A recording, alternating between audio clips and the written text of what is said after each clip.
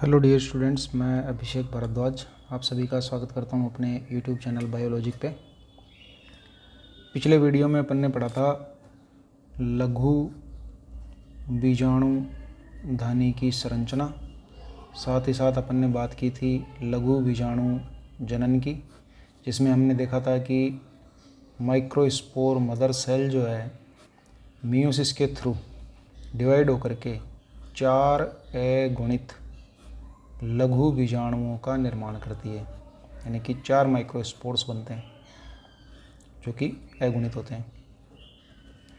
उसके बाद ये माइक्रोस्पोर्स कन्वर्ट होते हैं पोलन ग्रेन्स में, जहां इनके चारों ओर एक एक्स्ट्रा भित्ति स्पोरोपोलिन के द्वारा निर्मित की जाती है और ये जो स्ट्रक्चर है वो कन्वर्ट हो जाती है पोलन ग्रेन्स में।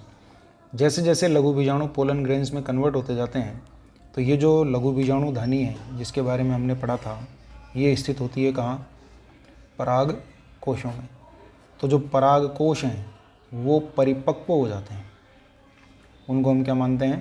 पराग कोश परिपक्व हो जाते हैं। और पराग कोश परिपक्व होने पर इनका होता है स्फुटन, यानी कि पराग कोशों का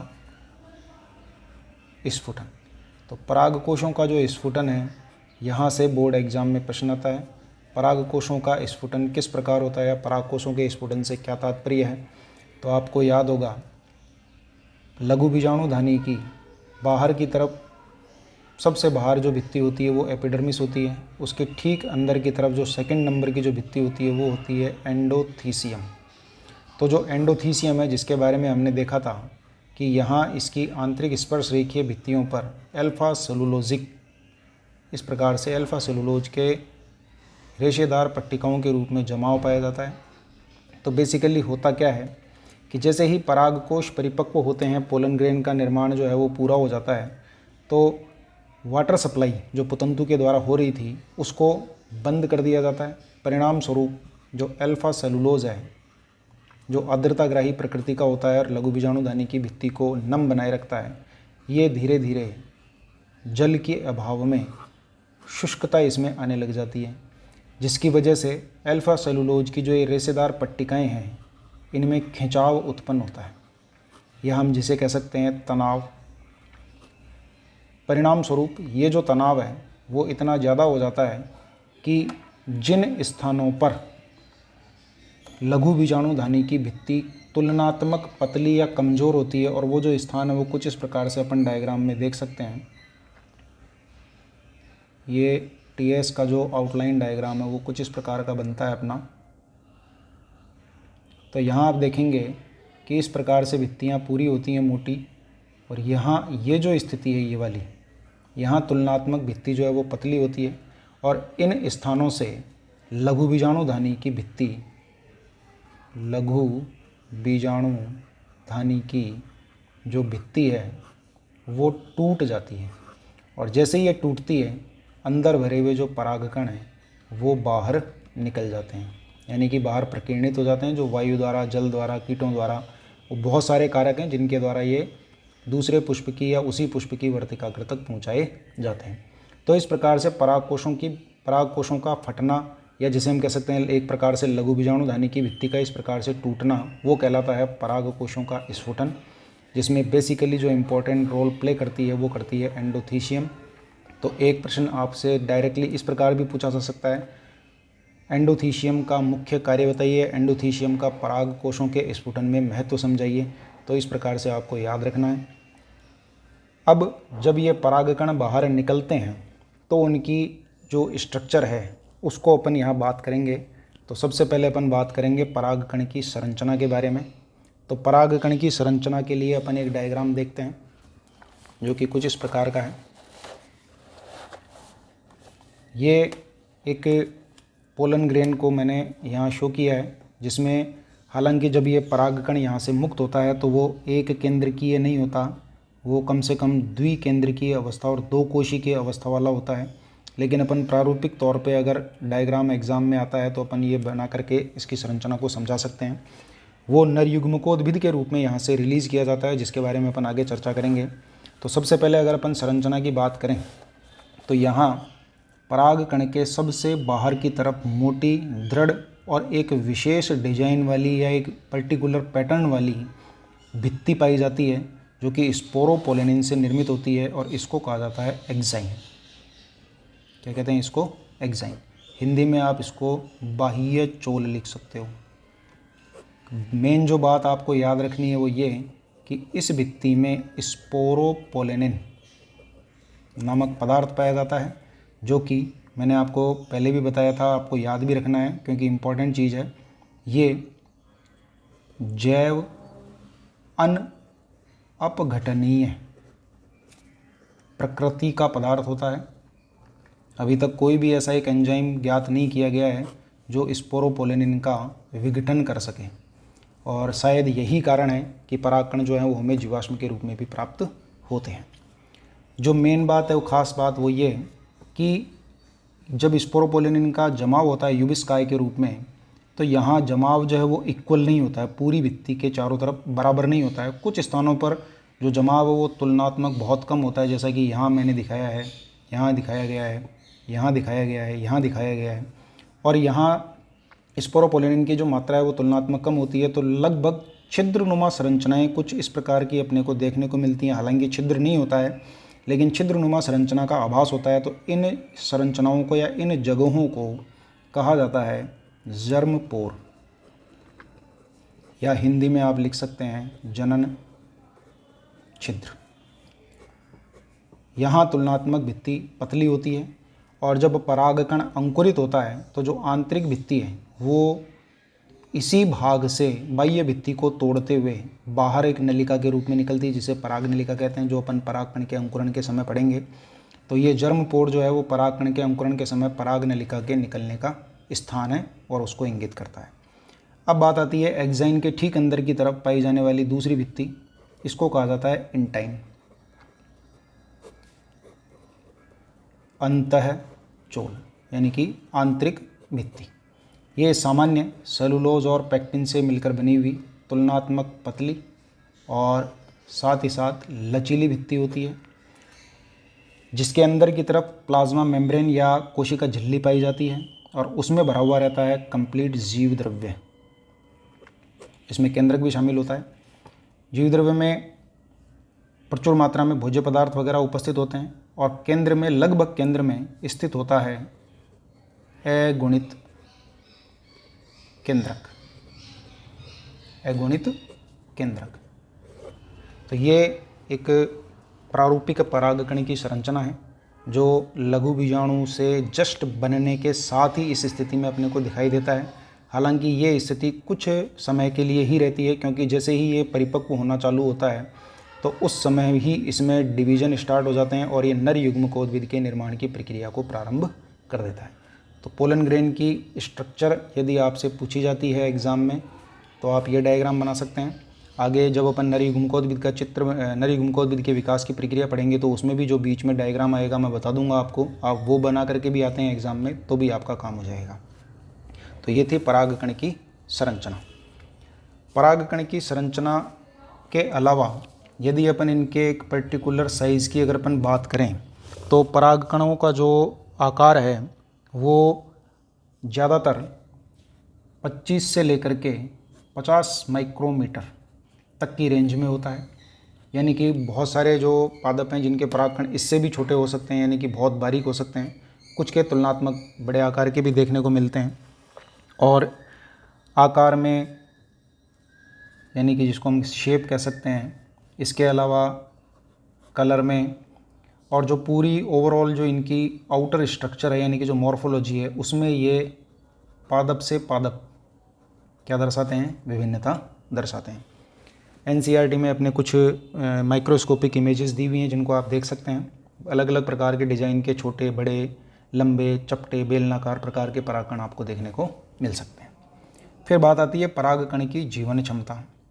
तो जो परागकण है, जो यहाँ पराग कोषों से स्फुटन के फलस्वरूप जब बाहर मुक्त होता है, तो बेसिकली वो केवल परागकण नहीं होता है, वो एक प्रकार से नर युग्मकोद्भिद को निरूपित करता है, जिसमें नर युग्मक उपस्थित होते हैं। तो युग्मकों की जो जीवन अवधि है या जो जीवन काल है वो कुछ ज़्यादा नहीं होती है। जैसे कि बीजों की जो जीवन काल है वो बहुत लंबा होता है, जिसमें लंबे समय तक भ्रूण सक्रिय अवस्था में देखने को मिल सकता है। लेकिन परागकणों की जो जीवन काल की जो अवधि है वो कुछ मिनट से लेकर के कुछ घंटों तक अथवा अधिकतम कुछ में महीनों तक देखने को मिलती है। जैसे कि अगर अपन बात करें, एनसीईआरटी में अपने एग्जाम्पल दिया हुआ है, गेहूं है, चावल या जिसे आप धान कह सकते हैं, और विभिन्न प्रकार की जो कुछ घासें हैं, उनके जो परागकण हैं उनका जीवन काल अधिकतम कितना होता है, जीवन क्षमता कितनी होती है, 30 मिनट्स, यानी कि 30 मिनट के बाद वो अपनी वाइबिलिटी खो देते हैं। अर्थात पराग कोषों से निकलने के पश्चात ये उनके लिए अनिवार्य हो जाता है कि उनको जल्द से जल्द पुष्प की कहाँ पहुँचाया जाए, वर्तिकाग्र तक पहुँचाया जाए। लेकिन कुछ एग्जाम्पल हैं, जैसे कि लेग्यूमिनेसी,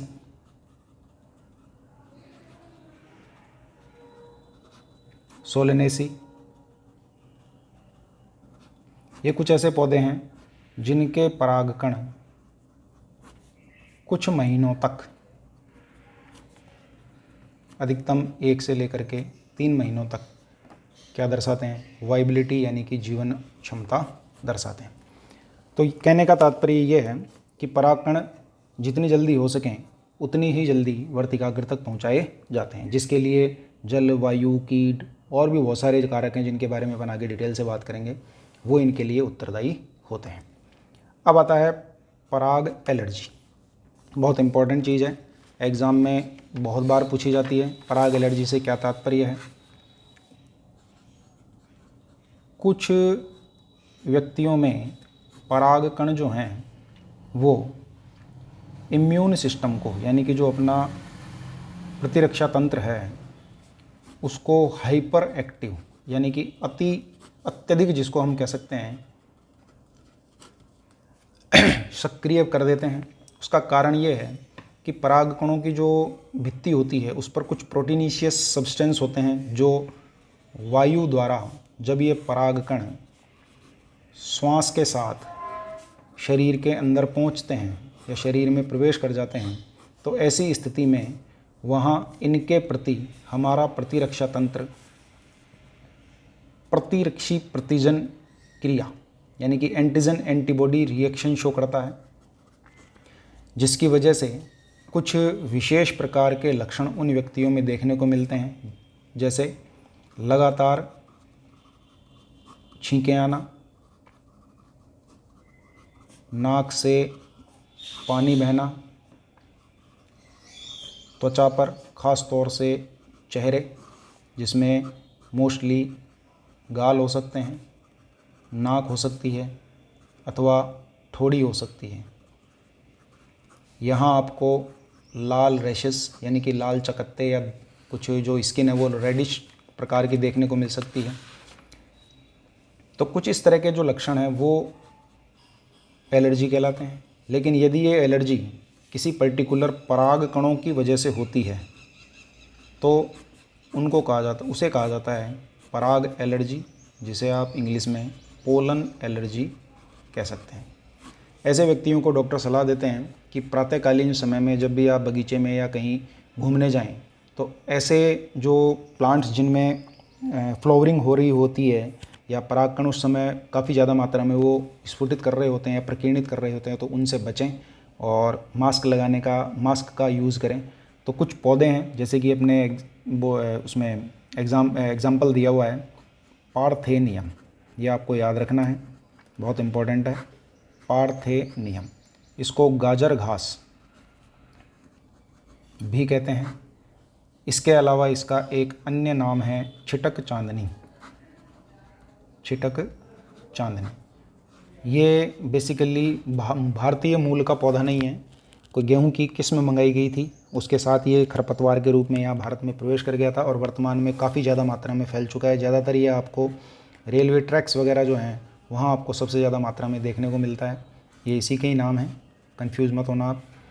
छिटक चांदनी इसलिए कहा जाता है क्योंकि इसके जो फ्लावर्स हैं वो कुछ वाइट कलर के और छोटे होते हैं और सफ़ेद रंग के होते हैं, और जो चांदनी रात जिसको हम कह सकते हैं, जैसे पूर्णिमा वगैरह, उस समय ये काफ़ी ज़्यादा मात्रा में जब खूब सारे लगे हुए रहते हैं तो पूरा का पूरा जो सरफेस है वो आपको बिल्कुल बहुत चमकीला सफ़ेद दिखाई देता है, इसलिए इसको चिटक चांदनी भी कहा जाता है।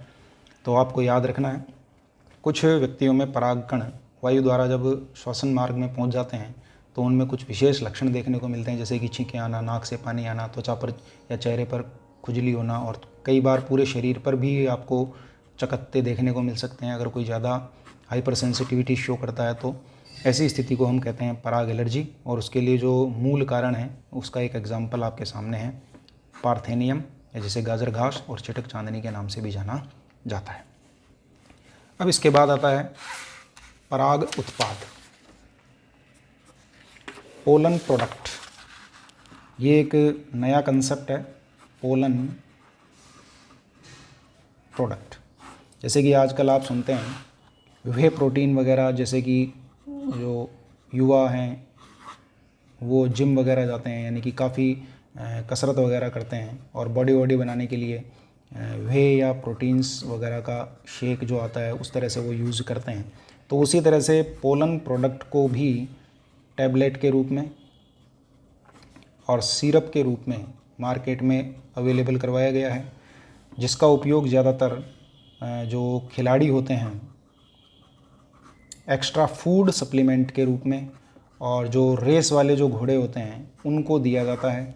और जो भी इनको बनाने वाली जो कंपनीज़ हैं, मैन्युफैक्चरर्स हैं, उनका ये मानना है कि ये दोनों ही स्थितियों में, यानी कि जो भी इनको लेगा उनकी जो कार्य दक्षता है और साथ ही साथ जो कार्य क्षमता है, ये उनमें क्या करते हैं, वृद्धि करते हैं। बी पोलन के नाम से ये मार्केट में बिकते हैं। इसके अलावा पोलन प्रोडक्ट्स वगैरह कई कंपनीज़ इनको बनाती हैं, तो आपको ये भी ऑब्जेक्टिव टाइप के क्वेश्चंस में आपको पूछा जा सकता है। तो ये है पराग उत्पाद। दूसरा, पराग कणों को पादप प्रजनन की बहुत सारी विधियों में संरक्षित करके भी रखा जाता है, और संरक्षित करने की जो प्रक्रिया है उसको कहा जाता है क्रायो प्रिजर्वेशन।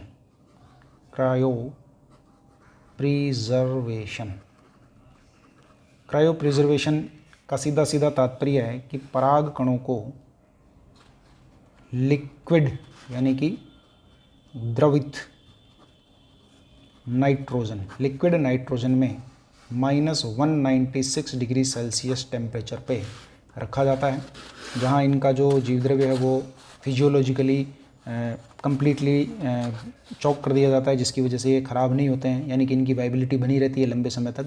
और इनका जो उपयोग है पराग कणों का, वो पादप प्रजनन की बहुत सारी विधियों में, नई नई किस्में या नई नई जो पादप नस्ल हैं उनको निर्मित करने में इनका यूज़ किया जाता है। भारत में NBPGR Delhi, national bureau of plant genetic resources, ये जो संस्था है वो इनको पराग कणों को इस प्रकार से संरक्षित करने का काम करती है, और जहां इनको संरक्षित किया जाता है वो कहा जाता है पोलन बैंक्स। तो ये जो था अपना वो परागकण की संरचना, परागकणों की जीवन क्षमता, पराग एलर्जी, पराग उत्पाद, ये सारी चीज़ें अपन ने यहाँ आज पढ़ी हैं। अगले वीडियो में अपन बात करेंगे मेल गैमेटोफाइट के डेवलपमेंट की, यानी कि नर युग्मकोद्भिद के विकास की प्रक्रिया। Thank you.